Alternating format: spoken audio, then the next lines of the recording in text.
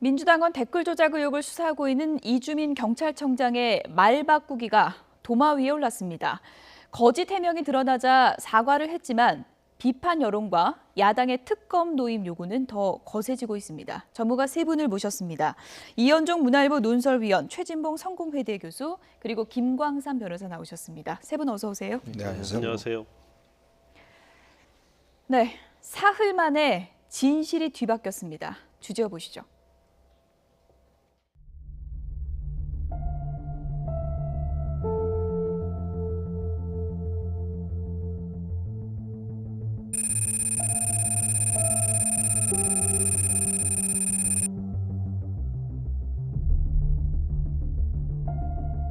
김경수 의원이 드루킹 김모 씨에게 보낸 메시지는 모두 14건, 이 가운데 10건은 기사 주소입니다. 이를 전송받은 드루킹 김 씨는 처리하겠다고 답변했다고 경찰은 밝혔습니다.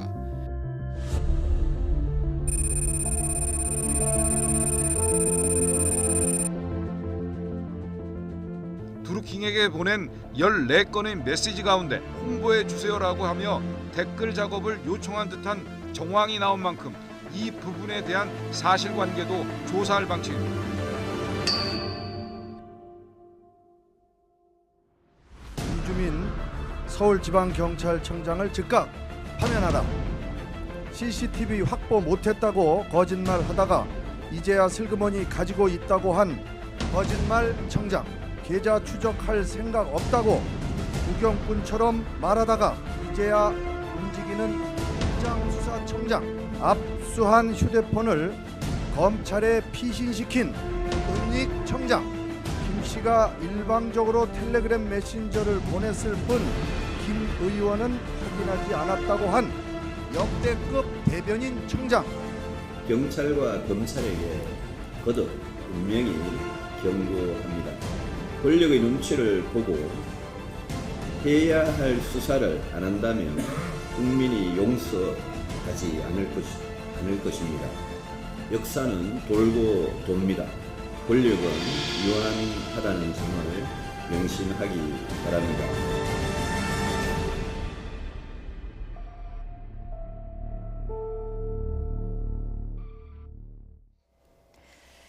네, 이주민 서울경찰청장, 지난 16일 진실과 사흘 만에 바뀐 진실, 그래픽으로 확인해 보실까요? 영상으로 보신 것처럼 지난 16일에 드루킹이 김경수 의원에게 일방적으로 메시지를 보냈고 김경수 의원은 이 메시지 많이 받았지만 거의 안 읽었다, 이렇게 해명을 했는데 경찰이 오늘 발표한 수사 결과를 보면 드루킹에게 14건 메시지를 김경수 의원이 보냈고 이 중에 10건은 URL이 있었다. 그러니까 인터넷 그 주소가 있었다는 거죠. 이 문자 메시지에 대해서 드루킹이 처리하겠다, 이렇게 답변을 했다고 밝혔습니다. 처리하겠다. 두 사람의 관계에 대해서 여러 가지 추정을 해볼 수 있는 단어 아니겠습니까? 그렇습니다. 보통 우리가 처리하겠다라고 이야기를 하면 보통 이제 그 상급자와 하급자 간의 어떤 대화 속에서 이야기하지 않습니까? 어떤 뭐 지시를 할 때 뭐 처리하겠습니다 이렇게 이야기를 하듯이 예. 사실은 그럼 김경수 의원의 어떤 URL에 대해서 사실 또 이 드루킹이 처리하겠다라고 좀 홍보를 부탁합니다라고 하니까 처리하겠습니다라고 한 것은 아무래도 이제 본인들이 어떤 그런 시스템 속에서 뭔가 뭘 하겠다라는 그런 의사를 표현한 것인데요. 이제 그런 면에 비춰본다라면 지금 단순히 드루킹과 김경수 의원이 이제 김경수 의원이 이야기하듯이 그냥 뭐 기사를 보내주고 올려주고 그냥 뭐 잠시 어떤 대화를 나누는 그런 사이보다는 좀 지속적으로 뭔가 부탁을 하고 수행을 했던, 요청을 하고 수행했던 그런 사이가 아닌가라는 좀 의심을 가져볼 수가 있는 것이거든요. 왜냐하면 지금 기사를 10개 정도 이제 URL을 보내줬다는 게 보면 대충 중요한 시점에 문재인 대통령을 좀 방어하거나 홍보하는 기사였습니다. 자, 그러면 이게 이제 뭐 드루킹 쪽에서 보면 이제 국민 썬풀단이 썬풀을 달기 위해서 이제 기사를 했다라고 하지만 그러나 지금 드루킹이 했던 것을 여러 가지를 보면 상당히 뭐 댓글 조작이나 이런 걸 했지 않습니까? 과연 이 기사가 그런데 이용되지 않았나 이런 의혹들이 사실 일고 있는 것이죠. 김경수 의원이 드루킹에게 보낸 기사 제목을 저희가 그래픽으로 만들어 봤는데요. 그 주소에 적힌 URL을 따라가 보면은 어떤 내용이 나오는지 그래픽으로 좀 확인해 보도록 하겠습니다. 이런 내용들입니다. 뭐 썰 전 문재인 전 대표 인터뷰, 뭐 아이돌의 찍덕이 촬영한 문재인과 표창원의 사진은 매우 감각적이다. 뭐 이런 이제 제목들인데 지금 URL 이 링크를 따라가면 이런 기사들이 나오고 그리고 이곳에 댓글을 보면 드루킹의 흔적이 보인다는 언론 보도가 잇따르고 있습니다. 그렇죠. 예. 아무래도 이제 그런 생각 같아요. 제가 볼 때는 김경수 의원이 드루킹에게 홍보를 해달라고 요청하는 건 맞는 것 같습니다. 그러니까 문재인 후보에 대한 긍정적인 보도 내용들에 대해서 예. 선풀이라는 말은 제가 볼 때 긍정적인 댓글을 달아달라 이런 얘기겠죠. 예. 뭐 그거는 뭐 있을 수 있는 일이라고 생각을 합니다. 다만 이제 경찰이 밝혀내야 될 것은 그러면 김경수 의원이 이걸 조직적으로 뭐 경제적인 지원을 하거나 아니면 무슨 뭐 다른 매크로 프로그램 이런 프로그램을 통해서 그걸 하라고 한 건지 아니면 이제 김경수 의원은 뭐라고 해명을 했냐면 여러 사람한테 홍보성으로 보낸 기사 중에 그런 URL 중에 일부가 드루킹에 갔을 수 있다 이렇게 좀 예. 얘기를 하고 있거든요. 그래서 그 사실관계를 좀 확인해 봐야 될 필요는 있다는 생각이 듭니다. 다만 경찰이 저런 부분들을 처음부터 얘기하지 않았던 부분은 예. 분명히 이거는 좀 문제가 있죠. 왜냐하면 국민들이 볼 때는 왜 경찰이 그럼 저걸 숨겼을까?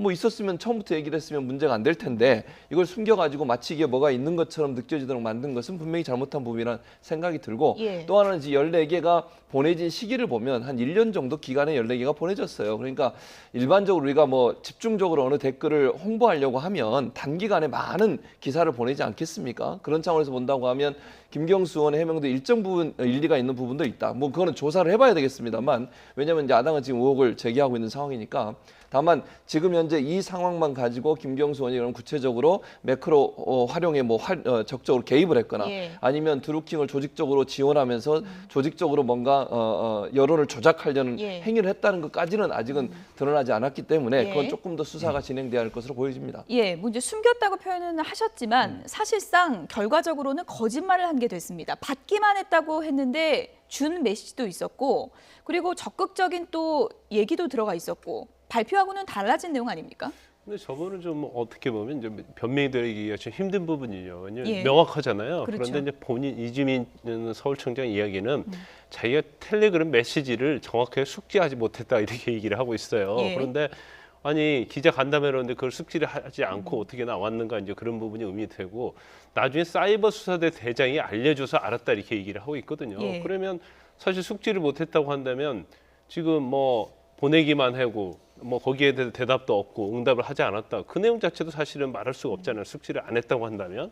근데 그런 부분에서 계속 이제 야당에서는 이게 도대체 믿을 수가 없다 하면서 계속 공격을 하는 것이고 지금 나와 있는 것 중에서 지금 아까 말씀하신 것처럼 이제 언론에 보도되고 있는 건데 그 보낸 URL을 따라가서 추적을 해보니까 거기에 일단은 드루킹이 관련된 흔적들이 굉장히 많이 있다는 거고 예. 또 어떤 언론 같은 경우에 있어서 이제 매크로를 실행해서 조작한 것도 지금 나오고 있다 그런 언론 보도가 많이 있어요. 예. 그래서 제일 중요한 부분은 김 의원이 URL을 보냈고 거기에 대해서 처리하겠다고 그랬잖아요. 예. 우리가 일반적으로 보낼 때 URL 보내서 홍보해 주세요 이렇게 얘기하면 알았다, 네, 수고하세요 이 정도 얘기가 되는데 예. 처리하겠다는 것은 뭔가 실행하겠다는 의미거든요. 그래서 이거 자체는 김경수 의원이 오해를 받을 수 있는 그런 문구라고 봐요. 그래서 이제 우리가 사실 지금 드루킹과 관련된 게 문제가 일어나면서 경찰도 알아야 하고 검찰도 알아야 할 부분이 어떤 부분이냐면 이건 다른 사건과 틀려요. 왜냐하면 이게 댓글이랄지 이런 조작하는 것은 흔적이 남거든요.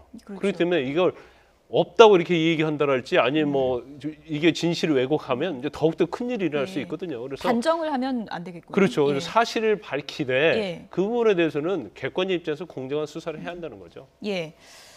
어쨌든 무슨 일이 벌어졌을 때 첫 해명이 상당히 좀 중요하지 그렇습니다. 않습니까? 네. 그런데 이제 이주민 청장이나 김경수 의원의 첫 해명이 지금 드러난 홍보해 주세요, 처리하겠습니다. 이런 관계가 아니었기 때문에 의혹이 더 커지는 거 아닐까요? 그렇죠. 이게 예. 사실 이 사건은 뭐 이 단시간 내에 있은 사건이 아닙니다. 지난 1월 달에 이제 추미애 민주당 대표가 이 문제를 공식 제기를 해서 경찰에 수사를 의뢰했고 또 네이버 측에서도 수사를 의뢰했고 한 뭐 수사가 한 2달 정도 진행됐던 사안 아니겠습니까? 자, 그렇다면 여당에서 고발한 사건이라면 굉장히 중요 사건입니다. 자, 그러면 예를 들어서 이주민 경찰청장, 서울청장 입장에서 보면 이게 중요 사건은 다뤄야 되고 예. 더군다나 거기서 김경수 의원이 일반 보통 의원이 아니지 않습니까? 문재인 대통령의 가장 핵심적인 측근이었고 또 이 대변을 했지 않습니까? 그렇다면 당연히 여권에서도 중요한 사건으로 취급을 했어야 됐죠.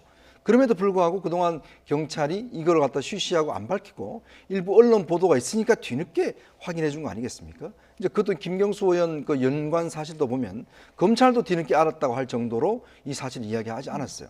그리고 또 김경수 의원도 사실 이런 사건이 생기면 제일 먼저 뭘 이야기하는가가 가장 중요합니다. 위기 관리에 있어서 사실 첫 번째가 뭐냐면 정직해야 된다는 것이거든요. 정직이 곧 최선이다라는 이야기가 있지 않습니까? 그럼에도 불구하고 지금 보면 김경수 의원이 한 차례 두 차례 보면 계속 말을 어떤 면에서 바꿔왔어요. 이제 그렇기 때문에 처음에는 뭐 별관계 아니다로 이야기를 하다가 두 번째는 뭘 했는데 보냈는데 뭐 다 보냈는데 거기서 보낸지 모르겠다 이야기를 했는데 지금 오늘 경찰 발표를 보면 그게 아니라 텔레그램뿐만 아니라 다른 메신저 프로그램을 써서도 서로 대화했다는 사실이 새로 밝혀지지 않습니까? 그럼 이건 어떻게 설명할 거냐는 것이거든요. 그렇기 때문에 이제부터는 아무리 누가 뭐라고 해도 이주민 서울청장과 김경수 의원의 말은 우리 언론도 곧이곧대로 들을 수가 없습니다. 일단 의심할 수밖에 없는 상황이거든요. 그렇기 때문에 이 상황은 초기에 대응 자체가 잘못됐기 때문에 상황 자체를 굉장히 꼬이게 만든 측면도 분명히 있습니다. 결과적으로는 어쨌든 거짓말을 한 것이 됐기 때문에 이주민 청장이 이제 공식적으로 사과를 했다는 점은 좀 전해드리겠습니다. 드루킹과 김경수 의원이요, 김광삼 변호사님.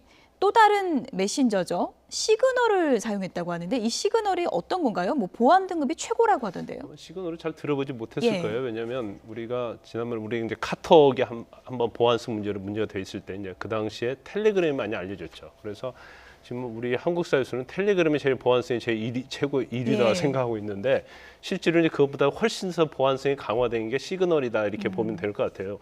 그 전자 프론티어 재단이라는 데서 2016년도에 보안 메시지 기준 평가를 했거든요. 근데 7점 만점에 7점을 받은 게 시그널이에요.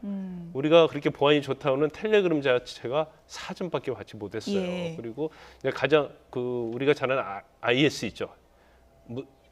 IS도 평가를 했는데 그 IS도 시그널을 쓴다는 거예요. 그래서 제일 중요한 것이 이제 몇 가지가 있는데 첫째는 절대로 통화한 자체가 서버에 저장되지 않아요. 그다음에 전송 메시지 자체는 그거 다 암호화가 되고 자동 삭제가 된다는 거. 그다음에 뭐 해커들이 침입해도 화면 같은 걸 탈취가 없어요. 그럴 정도의 시그널이 보안성이 지금 존재하는 것 중 최고다 이런 평가를 받고 있고 우리가 잘 아시다시피 그 미 정보국의 무차별한 정보 수집을 폭로했던 에드워드 스노든 있잖아요. 그 사람이 트위터에서 나는 시그널을 쓰고 있다 이런 식으로까지 얘기하면서 굉장히 많이 알려졌는데 지금 시그널을 쓴 기간을 보면 2017년 1월하고 3월이거든요. 근데 지금 텔레그램과 관련된 텔레그램을 쓴 걸 보면 2016년 1월부터 올해 3월까지단 말이에요. 그러면 그 겹치는데 그럼 텔레그램도 쓰고 시그널도 썼다는 거죠. 그러면 보안성이 강한 시그널을 왜 썼겠느냐. 그 부분이 문제가 되는 거죠. 시그널을 왜 사용한 걸까요? 오늘 김경수 의원에게 기자들이 질문을 했습니다. 어떻게 답변을 했는지 들어보시죠. 오전에 경찰이 발표했다는 얘기죠. 그 경찰이 발표한 내용은 제가 아직 확인을 못했는데 그 내용은 충분히 확인을 하고 답변을 드리겠습니다. 그렇지만 제가 계속 말씀드렸지만 드루킹과 관련해서는 제가 밝힐 수 있는 부분은 충분히 밝혔고 또 혹시 제가 기억을 못했거나 아니면 새로운 사실이 나오면 거기에 대해서 한 줌 남김없이 해명할 건 해명할 부분은 해명하겠습니다. 그렇지만 저는 지금 이 사건이 계속 이런 식의 언론을 통해서도 의혹을 증폭시키는 형태로 가서는 안 된다고 봅니다. 그래서 저는 경찰에 다시 한번 촉구합니다. 수사의 내용을 찔끔찔끔 흘리면서 언론 보도를 통해 정폭시키는 방식의 수사는 맞지 않다고 봅니다. 이제는 신속하게 제가 필요하면은 불러서 조사할 건 조사하고 확인할 건 확인하고 그렇게 해서 이 문제에 대한 국민적 의혹을 가능한 빠른 시일 내에 털어내는 것이 그게 가장 바람직하다고 봅니다. 다시 한번 경찰의 신속한 조사와 수사를 촉구합니다. 네. 경찰이 이제 소환 조사를 검토하고 있다는 소식 조금 전에 전해드렸는데 김경수 의원 얘기는 그냥 빨리 불러서 빨리 조사를 해라 이렇게 얘기를 하는 것 같은데요. 그런 거죠. 그러니까 김경수 의원 입장에서 답답한 거죠. 왜냐하면 뭐 자고 나면 뭐가 하나 생기고 자고 나면 뭐가 하나 나오고 이러니까 본인 입장에서 이제 해명하기도 힘들고 이런 부분이 있을 겁니다. 그래서 아마 이제 제가 볼 때는 경찰이 수사를 다 마치고 빠른 시간 안에 수사 결과를 좀 밝혀달라라고 하는 부분인 것 같은데 그래서 본인도 필요하면 얼마든지 불러서 조사를 하라고 얘기하고 있으니까 경찰 입장에서는 조금 신속하게 수사를 진행할 필요가 있고요. 또 지금부터는 절대로 이전의 실수처럼 뭐가 나왔는데도 이걸 없는 것처럼 얘기하거나 아니면 사실 아닌 내용, 그러니까 사실인 내용을 밝히지 않는 이런 실수를 하면 안 돼요. 그게 도리어 이 사건의 본질 또는 김경수 의원이 얘기하는 것처럼 김경수 의원이 만약에 아무런 잘못이 없다고 본인이 주장하고 있는데 그런 부분들 도리어 또 의심나게 만드는 요소가 되지 않겠습니까? 그러니까 이주민 청장이 어떤 의도를 가지고 그렇게 했는지 제가 모르겠습니다만 그런 식의 태도를 다시는 보이면 안 됩니다. 있는 사실 그대로. 만약에 김경수 의원이 개입된 부분이 있다면 그것도 다 얘기해야 되는 거죠. 예. 그래서 국민한테 한 점 의혹 없이 다 밝히는 것이 결국 예. 이 문제를 빠른 시간 안에 매듭짓고 갈 수 있는 부분이지 뭔가 경찰청이나 검찰에서 본인들이 알아서 정권에 무슨 뭐 불이익이 갈까 봐 뭘 숨기고 이러면요. 그 자체가 도리어 더 큰 불행으로 돌아온다는 사실을 꼭 깨달으셔서 있는 사실 그대로 밝히는 예. 것이 반드시 필요하다. 이런 생각이 듭니다. 일단 뭐 워낙 국민적 관심이 높은 사건이기 때문에 여러 가지 정황이 전해지고 있는 게 사실이고 일단 시그널 메신저를 사용한 것만으로도 왜 이런 극도의 보안 프로그램을 써서 사용했어야 하느냐, 텔레그램과 왜 동시에 시그널을 사용했느냐 이런 의심은 충분히 가질만 하지 않습니까? 그렇죠. 사실 예. 지금 의혹을 증폭시키고 있는 사람이 언론이 아니라 사실 저는 김경수 의원이죠. 본인입니다. 왜냐하면 두 사람과의 관계가 별 관계가 아니라고 그랬지 않습니까? 그냥 일방적으로 보내왔고 그냥 거기에 대해서 나는 의례적으로 그냥 답변만 했다라고 했는데 지금 알고 보니까 시그널이라는 프로그램을 통해서 55번이나 서로 어떤 대화를 주고받았다는 것이거든요. 예. 자, 그러면 제가 생각해 보십시오. 제가 예를 들어서 일반인하고 통화를 하는 어떤 대화를 하는데 저는 뭐 카카오톡을 씁니다만은 그렇지만 이 아주 고도의 보안성을 있는 프로그램을 통해서 예. 왜 쓰겠습니까? 뭔가 비밀스러운 대화가 있으니까 쓰는 거 아니겠어요? 일반 우리가 상식적으로 봤을 때. 자, 그러면 저는 김경수 의원이 지금 상황에서 경찰이 빨리 수사해달라를 요청하기 이전에 정말 김경수 의원이 차지하고 있는 여권 내에서 비중과 또 문재인 대통령의 어떤 측근이나 측면 할 때는 저는 공개를 하면 된다고 생각합니다. 본인이. 자, 본인이 휴대폰을 공개를 하고 먼저 저는 선제적으로 이야기를 한다라면 국민들 입장에 저는 수긍할 것 같아요. 예. 근데 지금 보면 김경수 의원이 본인이 빨리 조사를 하고 하지만 지금 본인이 뭔가 숨기고 있는, 즉 본인이 지금 보면 휴대폰이나 뭐 증거나 이런 것들에 대해서 이야기를 하고 있지 않지 않습니까? 자, 그렇기 때문에 지금 국민들이 의혹을 가진 것은 도대체 두 사람과의 관계가 어떻길래 예. 왜 아무도 모르는 사람한테 그 직접 느릅나무 출판사까지 직접 맵차를 가고 사실 김경수 의원은 그때 대선 때요 저희 기자들도 만나기 굉장히 힘들었습니다. 예. 자, 그러면 그 바쁜 분이 그렇게까지 갈 정도면 뭔가 두 사람의 친분 관계 있었지 않겠는가? 이게 지금 누구나 가지는 의문 아니겠습니까? 예. 그러니까 그런 걸 저는 선제적으로 좀 풀어줄 필요가 있다라고 생각이 듭니다. 드루킹 김 씨는 지금 구속이 돼 있는 상태고요. 시그널로 무슨 대화를 나눴는지 이게 보안 프로그램이기 때문에 경찰이 직접적으로 이 메시지를 확인할 수는 없는 건가요? 어떻게 이거를 수사할 수 있는 건가요? 아마 하기가 쉽지 않을 거예요. 예. 그래서 제가 볼 때는 그 55번이나 예. 서로 이제 주고받았는데 그거 자체를 이제 어떻게 알았을까? 그분 좀 의문이 좀 들어요. 예. 그런데 사실 이제 시그널 자체를 앱을 썼는지 이제 시그널을 서로 소통을 했다고 하면 하여튼 휴대폰에 그 애플리케이션이 있을 거 아니에요. 그렇죠. 그렇다면 휴대폰을 앞서는 게 제일 중요하다고 봐요. 그래서 아마 제가 볼 때는 저런 근거가 있을 텐데 예. 지금 나오고 있는 것은 휴대폰의 분석을 통해서 나왔다고 얘기를 하고 있어요. 그렇다고 한다면 지금 드루킹이 체포될 때 그걸 가지고 분석을 한 결과가 저렇게 나왔다고 봐요. 그러면 그게 이제 그 시그널 자체에 보면 이제 메시지를 삭제할 수 있는 기능이 있는데 예. 자기가 설정을 할 수가 있어요. 1초에서 적어도 뭐 일주일 이런 식으로 예. 그걸 설정을 해서 지우게 했는지 아니면 드루킹이 다른 의도로서 예. 이걸 저장을 했든지 예. 아니면 캡처해서 가지고 있든지 이제 그런 방식을 취할 가능성도 상당히 있다고 봅니다. 지금 몇 차례가 나왔다는 건 다 삭제된 게 아니지 않을까 이런 추정도 그렇죠. 가능한데요. 적어도 예.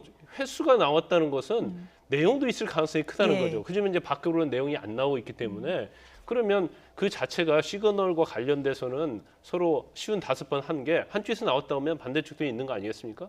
그러면 어떤 휴대폰을 썼는지 이제 그 부분을 갖다가 경찰에서 수사를 정확히 하면 뭐 내용이랄지 그런 것도 어느 정도 나올 가능성이 좀 있지 않나 싶습니다. 예. 지금 야권에서는 연일 부실 수사라며 비판을 쏟아내고 있고요. 특검으로 가야 한다 이런 주장을 하고 있습니다. 들어보시죠. 노무현 정권 출범 당시 대통령 비서실 인적 구성 현황입니다. 청와대 민정수석실에는 문재인 현 대통령이 있고 그 산하에 윤대진 사정비서관실 특별감찰반장이 함께 근무했습니다. 현재 서울중앙지검 제1차장 백원우 민정수석실 행정관이 현재 민정비서관으로 있습니다. 청와대 국정상황실 이광재 전 국정상황실장 밑으로 김경수 의원이 행정관으로 있고 이주민 현 서울경찰청장은 청와대 국정상황실에 파견이 돼 있습니다. 이런 옛 종지들끼리 수사를 하고 그 수사를 받는 피의자는 김경수 의원입니다. 이런 수사지휘부가 수사를 할 수 있는 자격이 있는 것입니까? 대통령의 복심, 정권의 핵심 실세가 개입된 정권 차원의 대형 게이트입니다. 특검은 이럴 때 하라고 있는 것입니다. 더 이상 시간을 끌면 국민들이 직접 나설 것입니다. 똑같은 경찰 수사인데 드루킹 김경수 게이트 사건과 조현민 사건 수사가 달라도 이렇게 다를 수 있습니까? 조현민 사건에 대해서는 전방위적으로 수사를 하고 한진그룹 일가의 솜털 하나까지 파헤치고 있었고 대통령께서 언급까지 하셨는데 청와대와 민주당은 드루킹 사건과 관련한 경찰의 수사 미진을 지적하는 목소리는 없습니다. 문재인 대통령께서 드루킹 김경수 게이트에 대해서도 검경의 성역 없는 수사를 촉구해 주시기 바랍니다. 특검 도입에도 적극 찬성의 뜻을 밝혀주시기 바랍니다. 네, 야당의 목소리를 들어봤습니다. 장제원 대변인 주장은 이렇습니다. 그러니까 이주민 청장과 김경수 의원이 예전에 노무현 정부 때 청와대에 같이 일을 했었는데 이게 수사가 공정하게 되겠냐 이런 의심인데요. 그런 의혹이 예. 생길 수 있죠. 같이 근무를 했으니까 모르겠어요. 근데 뭐 그걸 가지고 그것 때문에 제대로 수사를 안 한다면 경찰로서 자격도 없는 것이긴 예. 하지만 그럼에도 불구하고 일반인들이 볼 때는 그렇게 생각할 수 있겠죠. 그래서 만약에 그게 정말 문제라고 하면 저는 그 밑에 수사하는 측에서 서울경찰청장한테 보고하지 말고 그러면 경찰청장한테 직보하도록 하는 그런 방안도 생각해 볼 수 있을 것 같아요. 만약 저게 그렇게 문제가 된다고 하면 야당이 저렇게 의심을 하고 있으면 서울경찰청장한테 보고하지 말고 그러면 수사 담당하는 수사 담당 부서에서 예. 바로 경찰청장한테 보고하는 이런 라인으로 가는 것도 하나의 방법이 될 수 있지 않나 예. 이런 생각이 들고 또 청와대 입장에서는 이렇게 얘기했어요. 특검에 대해서도 청와대는 국회에서 결정하면 하는 본인들은 반대할 이유가 없다. 예. 그렇게 얘기를 했으니까 국회가 잘 논의해서 만약 정말 이게 특검으로만 풀 수 있는 문제라고 하면 민주당이나 자유한국당이나 다른 여야가 함께 모여서 이 문제도 한번 깊이 논의해 볼 필요는 있다. 이런 생각도 듭니다. 제가 볼 때는 이제 경찰 수사 자체는 이미 신뢰를 좀 잃어버린 것 같아요. 왜냐하면 지금 뭐 우리가 별거 아니다고 생각할 수도 있지만 사실 중요한 부분이거든요. 그러면 계속적으로 이게 엇박자를 내고 수사 과정에 있어서 뭐 은폐 축소 이런 비난을 받고 있을 뿐만 아니라 예. 뭐 CCTV도 그렇고 이제 수사 과정에서 여러 가지 문제점이 노출됐고 뭐 시그널과 관련된 부분이랄지 텔레그램과 관련된 이러한 부분들이 돼서 이미 뭐 야당에서 인정하지 않잖아요. 그렇다고 한다면 이제 여당 쪽에서 특검은 안 된다고 얘기를 한다고 한다면 예. 제가 볼 때는 검찰에서 수사하는 게 좀 맞다고 봐요. 검찰에서요? 어차피 예. 특검이 지금 받아들일 수 있는 상황이 아니잖아요. 근데 검찰을 우리가 한번 볼까요? 서울중앙지검의 지검장이 누구예요? 윤석열 지검장. 윤석열 지검장이잖아요. 윤석열 지검장이 뭐에 대해서 가장 수사를 잘하죠? 김성태 원내대표 주장은 댓글 전문이다. 뭐 그렇죠. 이렇게 얘기를 했었죠. 그러니까 예. 국정원 댓글 사건을 수사하다가 좌천이 되고 물을 먹은 케이스잖아요. 예. 그래서 중앙지검에서 수사를 하면 제가 볼 때는 야당도 믿을 만큼 공정하게 수사를 할 수 있다고 봐요. 그러면 어차피 여당이나 청와대 입장에서는 물론 청와대는 국회에서 알아서 하라고 예. 하고 있지만 적어도 중앙지검에다 한번 믿고 맡겨놓으면 예. 내가 볼 때는 굉장히 신속하면서도 수사 결과도 잘 나올 가능성이 있다. 예. 이렇게 봅니다. 야권에서 받을까요? 지금 특검 주장하고 있는데. 그러니까 지금 예. 특검이라는 게 사실은 보면 물론 뭐 주장 자체는 저는 뭐 특검 뭐 갈 수밖에 없다고 보는데 예. 수사 현실적으로 놓고 본다면 사실은 특검이 그동안 성공한 특검이 거의 없습니다. 이게 왜 그러냐면 예. 실제 특검이 구성하기에는 시간도 걸리고 또 팀워크도 있어야 되거든. 왜냐하면 이게 초기에 증거 수집과 증거 분석이 굉장히 중요하거든요. 자 그러면 기존에 조직에 있는 검찰에서 하는 거하고 예. 특검에서 하는 거하고는 상당히 다를 수가 있어요. 그 사실 우리가 그동안 성공한 특검이 없었던 이유가 바로 그런 것인데 그렇기 때문에 저도 그 생각인데 뭐냐면 지금 검찰이 사실 수사권 지금 뭐 이 수사 검경 수사권 조정 국면이지 않습니까? 더군다나 윤석열 지검장이 이 부분 관련해서는 뭐 누구보다도 제가 볼 때는 아마 공정한 수사를 하리라 봅니다. 자 그러면 이 사건이 지금 현재 3명이 일단 기소돼서 가 있지 않습니까? 예. 나머지 지금 수사를 다시 지금 일단 더 보충 수사를 하고 있는데 저는 조속한 시일 내에 검찰에 넘겨서 예. 검찰 일단 수사를 담당하고 왜냐하면 디지털 문제와 관련된 수사는 초기 수사와 증거 확보가 굉장히 예. 중요합니다. 이게 빨리 어떤 소멸될 수가 있기 때문에 예. 일단 그걸 가지고 어차피 결론은 저는 특검을 갈 수밖에 없기 때문에 일단은 검찰 한번 예. 거쳐야 된다고 봅니다. 이렇게 되면 두 분 주장대로라면 뭐 이게 시나리오지만 윤석열 지검장은 역사에 뭐 댓글 전문 수사하는 그렇게 될 것 같습니다. 검사 뭐 이렇게 예. 남게 되는 건가요? 그렇죠. 뭐 예. 아니 저는 검찰을 수사하는 것도 바람직한 방법이라고 예. 생각이 들어요. 만약 진짜 경찰이 지금 현재 이런 모습에서 신뢰를 잃었다고 하면 검찰로 넘겨서 검찰이 정말 잘할 수 있다면 제대로 수사하는 거 필요하죠. 저는 국민들이 어쨌든 어떤 형태로든 수사가 잘 맞춰져서 진실을 알고 싶은 거예요. 지금 예. 서로 의견이 너무 다르니까 이 다른 의견의 진실이 뭔지를 검찰이 좀 잘 수사를 해서 자료를 가지고 근거를 가지고 수사 내용을 잘 믿을 수 있도록 발표해줘서 이 문제가 빠른 예. 시간 안에 매듭지어질 수 있도록 하는 것은 필요한 상황이다 이렇게 보여집니다. 아직은 진실을 파헤치는 초반이라고 할 수 있습니다. 핵심적인 의혹들이 많이 있는데 그중에 하나가 바로 자금 출처죠. 이와 관련해서 언론에 보도된 내용 하나 보시죠. 예, 드루킹 운영비 11억 원 미스테리입니다. 오늘 이제 중앙일보에 보도가 됐던 내용이죠. 이혼 소송 중인 부인은 그 사람에게 재산이 한 푼이나 있을 것 같아요. 이렇게 이제 얘기를 했고요. 그리고 이제 장모는 같이 사는 10년 동안 생활비를 받은 적이 없고 재산이 있는 사람이 아니다. 분유 갚은 생활비도 모두 딸이 벌어서 생활했다. 이렇게 얘기를 했습니다. 그러면 운영비가 어디서 왔을까? 그러니까 이런 이게 의심도 지금 있을 것 사실 같아요. 수사의 가장 예. 핵심적인 부분인데 사실 드루킹이라는 사람이 기본적으로 이 부부 생활 과정 속에서 거의 재산이 없고 지금 현재 이혼 소송 중이라 하거든요. 그러면 본인이 가지고 있는 재산이 없는 상황에서 지금 이 세계층을 쓰는 느릅나무 출판사가 운영을 하지 않습니까? 여기에 지금 월 임대료만 한 600만 원 정도 나간다는 것이거든요. 그러면 이게 이제 1년에 대략 한 이제 뭐 11억 정도의 전체적으로 보면 운영비가 예. 나간다는 것이고, 근데 수입원은 보면 원당이라고 해서 이제 그 설탕 원료 있지 않습니까? 그거 수입하는 거, 예. 그다음에 이제 비누 파는 거. 뭐 이런 정도의 지금 그 한데 사실 이거 가지고는 지난달에 이 비누 파는 그 전체 이 매출이요 170만 원밖에 되지 않았습니다. 자, 그럼 이걸 가지고 과연 그럼 이 경비를 지금 충당을 어떻게 예. 하겠습니까? 그렇기 때문에 지금 자금 출처 수사를 사실 이게 처음부터 했어야 되는데 지금 이제 들어갔거든요. 이제 15개 계좌에 대해서 일단 추적을 지금 하고 있는 상황인데, 그렇다면 지금 현재 그 어떤 그 경공모를 운영하는 데 있어서 뭐 7가지 등급을 나눠서 이렇게 운영을 했다고 하지 않습니까? 그리고 물론 뭐 회원들의 회비는 낼 수가 있겠죠. 그렇다 하더라도 전체 운영비, 즉 본인들 주장입니다. 11억 원은 과연 될 수가 있었을까? 그리고 예. 본인이 지금 보면 월 600만 원 받는 걸로 계약을 맺어놓고 있어요. 느릅나무 출판사에.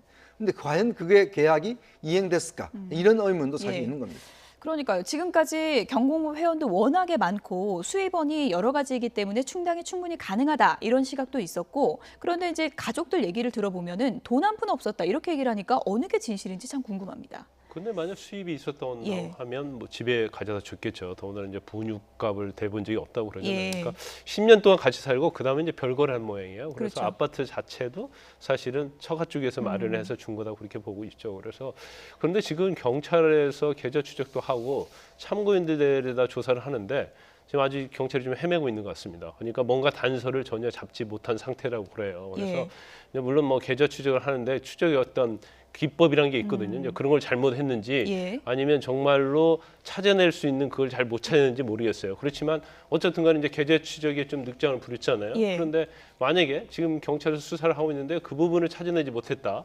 그리고 지금 상식적으로 보면 스스로 그 돈을 마련할 수 있는 상황이 아니거든요. 예. 그러면 결국 경찰이 또 한 번 이거와 관련해서 이제 비난을 받을 가능성이 상당히 있다고 봅니다. 그래서 사실 아까 제가 검찰 얘기했는데 또 계좌 추적은 검찰이 엄청 잘해요. 특히 특수부 검사들은 뭐 예. 계좌 추적에 거의 신이라고 할 정도로 예. 금감원 직원들로 해서 잘하거든요. 그래서 그런 부분도 뭐 공조를 하든지 예. 아니면 검찰에 넘기든지 하는 방법도 뭐 괜찮은 방법이라고 봐요. 야당의 공세가 이렇게 빗발치는 가운데 추미애 민주당 대표가 이번 사건은 권력형 댓글 조작 사건과는 완전히 다르다 이렇게 반발을 했습니다. 얘기 들어보시죠. 자유한국당은 천막농성이 사활제로 접어들고 있지만 이를 지켜보는 민심은 싸늘하기만 합니다. 예전에 차떼기 정당 시절의 천막 감사 역시 결국 쇼였지만 나름대로 별개도 있고 흥행도 있었다고 했습니다. 그러나 지금의 천막농성은 명분도 대책도 민심도 없는 산모 농성이라 하겠습니다. 민생국회, 개헌국회, 추경국회를 내팽개친 국회가 그 어떤 주장을 해도 국민이 곱게 볼 리가 없습니다. 호기롭게 장애투쟁을 선언하고는 심리도 못 가서 국회의사당 앞에 자리 잡은 것은 언제든 다시 돌아오겠다라는 뜻이라 생각됩니다. 국가정보원 댓글 사건으로 재판에 넘겨진 원세훈 전 국정원장에 대해 징역 4년형이 확정되었습니다. 자유한국당이 국가기관들을 동원한 권력형 댓글 조작과 드루킹 일당의 댓글 장난은 동일시하는 것은 파리를 보고 세라고 하는 것과 같은 이치입니다.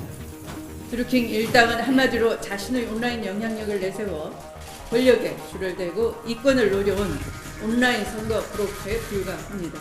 수사당국은 하루속히 철저히 진상규명으로 부풀려진 야당의 의혹을 조속히 해결하도록 해야 할 것입니다. 과거 정부가 권력형 댓글 조작 사건이라면 이번에는 굳이 표현을 하자면 댓글 장난이다. 그러니까 기본적으로 다른 사건이다. 이렇게 주장을 하고 있는 그렇죠. 거죠. 민주당의 주장은 이런 거죠. 예를 들면 그 예전의 댓글 사건은 군이나 또는 정부가 또는 공무원이 개입해서 조직적으로 댓글을 달아서 여론을 조작한 사건이라고 하면 이거는 이 개인의 일탈행위다 이렇게 지금 보고 있는 거죠. 그러니까 다른 어떤 공직자라든지 아니면 무슨 정당 관련된 사람들이 개입해서 문제를 일으킨 게 아니라 개인 일탈의 문제다 이렇게 지금 얘기를 하고 있는 것이고요. 그래서 이제 얘기하는 게 이제 민주당 입장에서 이런 거 아니겠습니까? 이건 너무 자기들은 억울하다는 거죠. 빨리 수사를 해서 진실을 밝혀달라. 지금 김경수 의원이 얘기하고 있는 것처럼 본인은 전혀 개입한 게 없고 물론 본인은 그 드루킹을 알고 그 사람에게 홍보해달라고 요청한 적은 있었지만 그게 무슨 뭐 아까 이 매크로 프로그램을 이용했다거나 아니면 무슨 조직적으로 뭘 지원해줘서 그들이 활동하는데 무슨 관리하고 통제하는 그런 역할을 한 적이 없다고 지금 주장을 하고 있으니까 민주당 입장에서는 억울하다는 지금 표현을 하고 있는 거죠. 그래서 아마 그 전의 댓글 사건과 지금의 댓글 사건이 전혀 다른 개념이라고 이야기하면서 좀 이렇게 분리시키려는 그런 의도가 있다고 보여집니다. 오늘 추 대표가 상당히 좀 독특한 비유를 해서 언론에서 화제가 됐습니다. 그러니까 국정원 댓글을 새라고 한다면 이번 드루킹 댓글은 팔이다 이렇게 이제 비유를 한 건데요. 뭐 팔이라는 것은 인정하셨네요. 그러니까 뭔가 그래도 문제가 있다는 것은 인정한 것 같습니다. 사실 이 문제는 출발점은 바로 추미애 대표가 출발했고 지금 이제 말씀하신 걸 보면 이제 본인이 다 사건 규정을 다 해버렸어요. 근데 어떻게 사건 자체가 아직 조사도 안 되는데 모든 걸 다 지금 이제 이렇게 규명할 수 있는 것인지는 모르겠습니다만은 어쨌거나 지금 여당도 이 사건을 지켜봐야 됩니다. 괜히 이 사건과 관련해서 지금 경찰을 어떤 면에서 보면 수사의 가이드라인을 제공한다든지 이럴 경우는 상당히 되지 않고 그리고 구조는 똑같습니다. 이게 물론 국가 공무원을 이용해서 댓글 조작을 한 것이나 일반 민간인들이 여러 가지 어떤 불법적인 방법을 통해서 댓글 조작을 한 것이나 이건 구조는 똑같아요. 뭐 주체는 다르겠지만 그렇기 때문에 이 사건이 단지 새와 파리에 비유할 수 있는 상황이 아닙니다. 둘 다 어떤 면에서 결과론적으로 보면 선거에 영향을 미친 것이고 국민 여론을 조작한 것이거든요. 그렇다고 한다면 본질적으로는 다르지 않습니다. 이번 드루킹 사건과 관련해서 모두가 피해자라고 주장하는 상황에서 나는 영혼까지 파괴됐다 이렇게 주장하는 분이 있습니다. 주제어 보시죠. 제가 MB의 아바타입니까? 어떻게 생각하십니까? 한간에 그런 말도 있죠. 지금 문 후보님 생각을 묻습니다. 제가 MB의 아바타입니까? 그게 제 생각입니다. 지금 민주당에서 저를 MB의 아바타라고 그렇게 소문을 유포를 시키고 있는데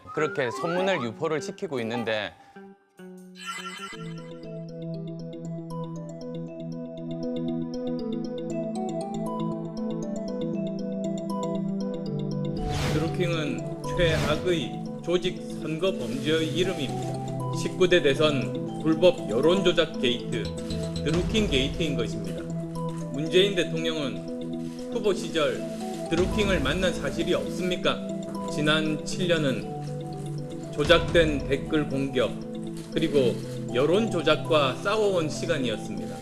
죽을 것 같이 힘든 모함을 겪었고 송곳에 찔리는 것보다 아픈 댓글에 피를 흘린 그런 시간이었습니다. 영혼이 파괴되는 것 같은 느낌을 받은 적도 있었습니다. 안철수는 사회 부적응자였고 배신자였고 돈만 밝히는 인간이었습니다. 안철수의 여자는 목동에도 있었고 강남에도 있었습니다. MB의 장학생이었다가 어느 날 박근혜가 키우는 인물이 됐습니다. 댓글 공작 같은 저열한 행위만 없어질 수 있다면 저 안철수는 사라져도 좋습니다.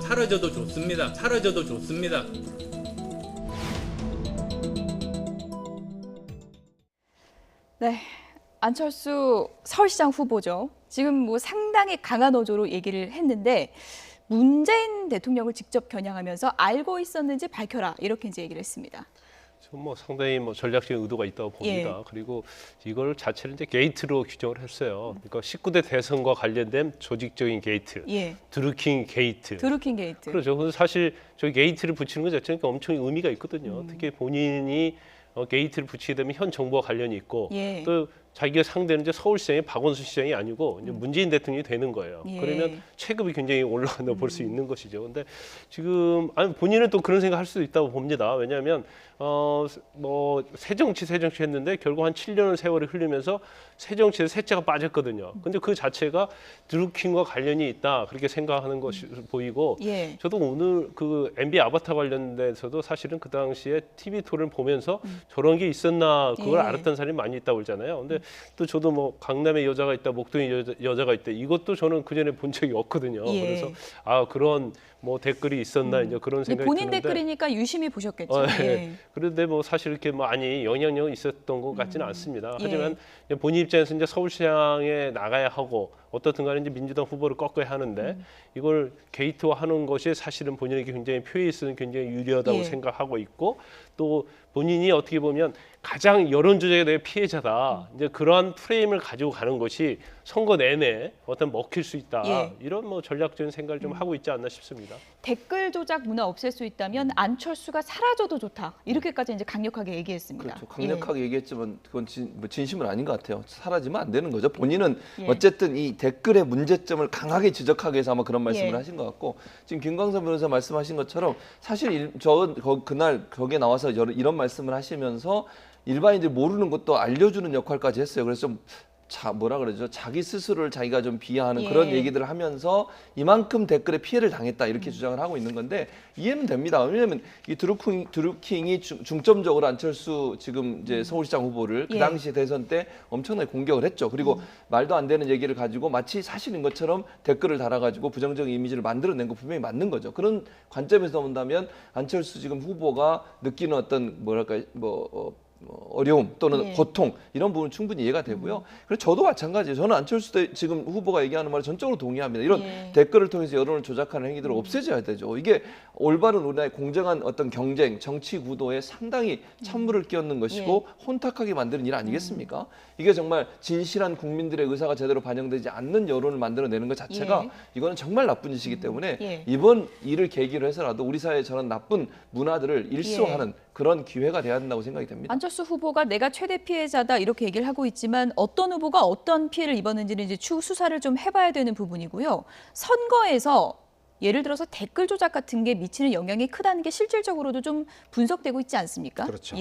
사실 미국 선거도 지난번에 특히 러시아의 어떤 여러 가지 그 게이트 때문에 특히 이제 가짜 뉴스가 선거에 영향을 미쳤다라는 것들이 이제 증명이 되고 있지 않습니까? 마찬가지로 지금 우리 같은 경우도 지난 대선 과정 속에서 이 댓글이라는 것들이 이제 여론, 즉 인터넷 여론들을 주도를 하면서 그게 이제 사나이 오프라인 또 여론으로 되는 이런 문제가 생긴 것이죠. 저는 그래서 근본적으로 보면 지금 우리 포탈 문화가 가지는 하나의 저는 굉장히 어떤 현상이라고 봅니다. 왜냐하면 댓글이라는 게 기본적으로 우리가 구글 같은 경우도 보면 직접 구글에서는 댓글을 달 수가 없습니다. 직접 그 언론사에 가서 본인이 실명하는 데도 있고 뭐 익명으로 하는 데도 있는데 자신의姓명을 걸고 사실 하는 것이거든요. 저도 사실은 어떤 면에서 기사를 쓰면 갑자기 뭐 수천 건의 댓글이 달리는 경우가 있어요. 근데 그 댓글이 자기 의견을 정말 진지하게 이야기하는 것보다는 대부분 욕설입니다. 그러니까 그 대부분 또 어떤 정권에 대해 비판을 하면 그에 대한 욕설을 하는 것이거든요. 근데 과연 이걸 우리가 정말 공정한 여론이라고 이야기할 수가 있는 것인지 그렇기 때문에 사실 이번에 댓글에 대한 부작용이 많이 드러났지 않습니까? 그렇다면 이번 기회에 정말 국회가 앞으로 이 포털이 가지는 기본적인 댓글 문화 이걸 근본적으로 뭔가 제도적으로 좀 바꿔야 된다고 봅니다.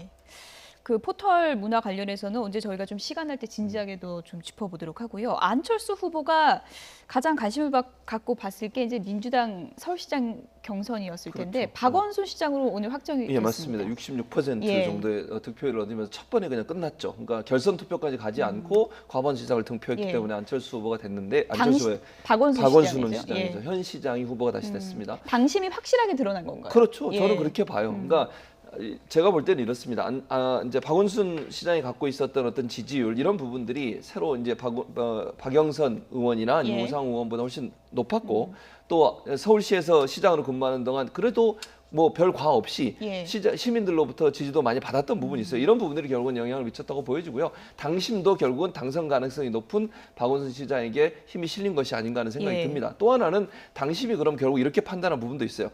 소위 양보론이라고 하는 부분이 이번 선거에 별로 영향을 미치지 않을 것이라고 하는 예측도 거의 함께 담겨 있다고 봅니다. 왜냐하면 지금의 상황에서 양보론을 다시 안철수 후보가 끄집어낸다고 해서 그것이 크게 영향을 줄 상황은 아니라는 것이죠. 우리 그때 상황과 지금은 너무너무 다른 정치적 상황 이고 그다음에 안철수 후보가 가입돼 있는 정당 자체도 상당히 그때 모습과 지금은 좀 다른 정책 지향성을 갖고 있기 때문에 그런 정치적인 어떤 다른 어떤 환경으로 인해서 양보론 때문에 박원순 현 시장이 재선에 어려움이 있을 거라고 보지 않고 아마 당심도 결국 박원순 시장을 지지하는 쪽으로 돌아서지 않았나 이런 생각이 듭니다. 이현종 의원님. 지금 뭐 여론조사를 앞으로 추이를 더 봐야 되겠지만 안철수 후보가 좀 긴장해야 되는 그런 결과들이 잇따라서 이제 나오고 있는 그런 상황인데 박원순 시장과 맞붙기를 원한다라고 하지 않았습니까? 안철수 후보 입장에서는 박원순 시장을 만났을 때 좀 자신 있다 이렇게 볼 수 있을까요? 지금 일단 아마 안철수 후보는 만약에 이 사건이 없었다면 드루킹 사건이 없었다면 상당히 좀 고전을 했을 텐데 사실 본인 입장에서 보면 이 드루킹 사건 때문에 그 박원순 후보와 어떤 대결안에서 훨씬 더 강한 무기를 좀 가지고 있지 않을까. 아까도 말씀하셨지만 사실 박원순 시장보다는 사실 문재인 대통령을 겨냥해 지금 싸우고 있지 않습니까? 그럴 경우에 이번 선거 결과에 상관없이 일단 본인으로서의 어떤 정치적 위상과 입지는 저는 충분히 확보할 수가 있을 것이다. 그냥 이 선거에서 뭔가 어떤 당락에 상관없이 만약 이 문제를 이번 선거 때 본격적으로 거론한다면 자 내가 이렇게 억울하게 당했다. 여러가에 떨어졌다라는 것들이 또 하나의 정책인 제기를 위한 하나의 또 힘으로 작용할 수가 있는 것이거든요. 그런 점에서 본다면 이번 어떤 사건의 최대 피해자는 물론 또 안철수 후보지만 또 아마 최대 수혜자도 안철수 후보가 될 수 있는 가능성도 있다고 생각이 듭니다. 어쨌든 뭐 7년 전 아름다운 인연, 아름다운 양보로 맺어졌던 두 분의 인연이 이번엔 진검승부가 어떻게 펼쳐질지 좀 지켜보도록 하겠습니다. 다른 얘기로 넘어가 보도록 하겠습니다.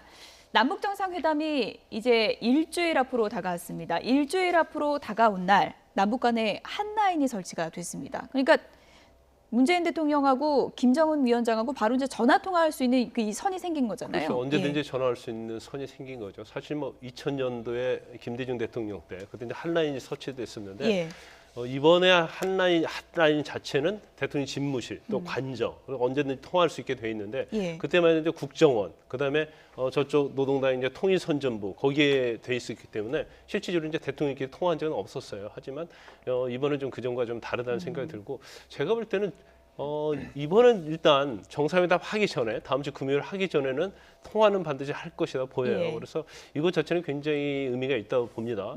전에 했던 한라인 자체는 군사적인 우발적인 충돌 그런 걸 막기 위해서 했다고 한다면 이제는 좀 비핵화랄지 평화체제 정착이랄지 뭐 종전이랄지 이와 관련해서 또 만약 그게 잘 이루어진다고 하면 또 허심탄회하게 얘기할 수 있는 어떤 신뢰를 쌓는 데 있어서는 굉장히 핵심적인 역할을 할 수 있는 아주 중요한 부분이라고 봐요. 지리적으로도 참 가까운 곳인데 이렇게 한 라인 설치되기까지 참 오랜 시간이 걸렸습니다. 상호 번갈아서 총 4분여간 통화가 있었는데요.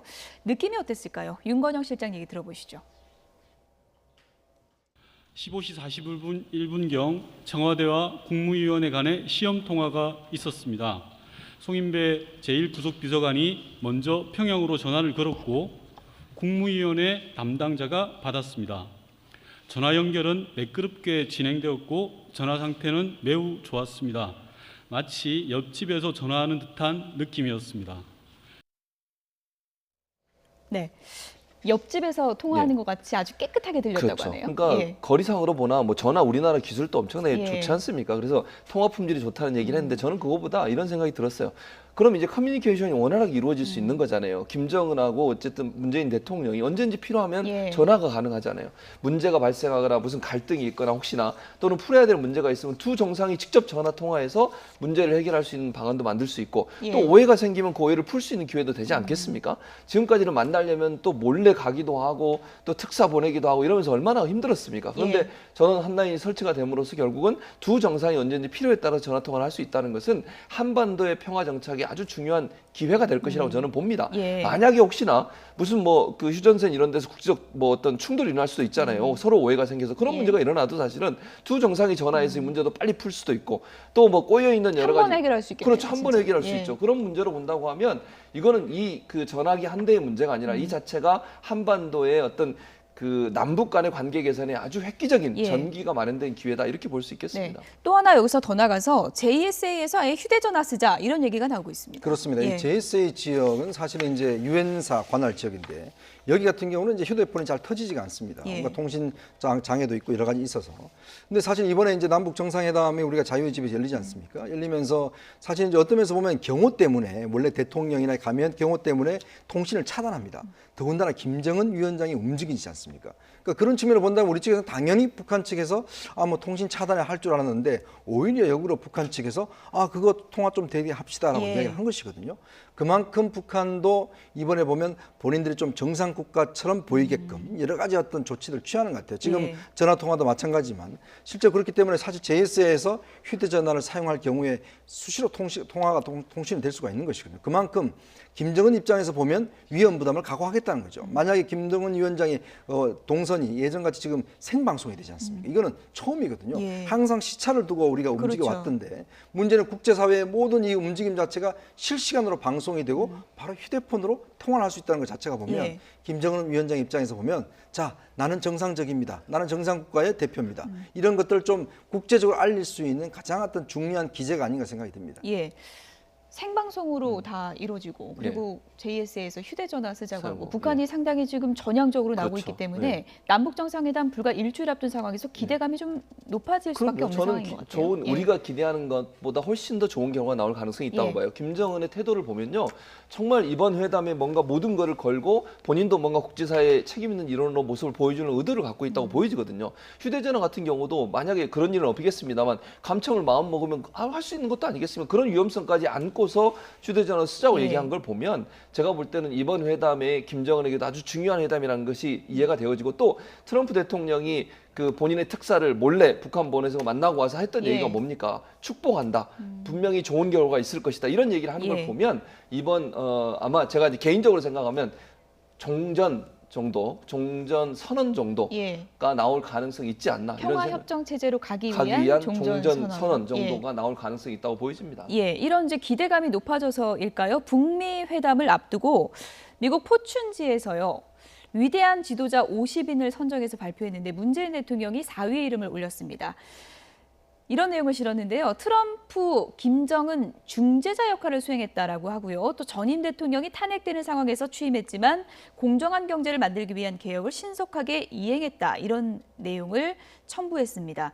그러니까 북미 회담에 대한 좀 세계적인 기대감이 상당히 높다, 관심이 높다 이렇게 볼 수 있겠죠. 이 부분은 예. 굉장히 이제 높이 평가하고 있다고 볼 수 있고요. 뭐 저 정도 평가는 충분히 가능하다 저는 그렇게 봅니다. 그런데 지금 50인주에서 네 번째였잖아요. 근데 정치 지도자에서는 첫 번째예요. 그렇죠. 그러니까 정치 지도자 중에 1위거든요. 이제 나머지는 뭐 미투 운동이랄지 이제 그런 것들이 1, 2, 3위까지 됐었는데 정치 지도자가 이제 4위부터 시작하는데 4위를 했다는 것은 굉장히 의미가 있다고 보고 지금 저거 자체는 아마 세계적으로 현재 우리 한반도에서 얼마나 많은 관심을 가지고 있고 예. 지금 뭐 남북 정상회담이랄지 북미 정상회담 이런 거 자체가 세계 평화에 기여하는 그런 거에 대해서 뭐 굉장히 높게 평가하고 있고 또 중재자 역할을 한 부분에 있어서도 정치 지도자로서 어떤 리더십을 발휘했다. 여기에 예. 굉장히 높은 점수를 주고 있다 이렇게 볼 수 있습니다. 네.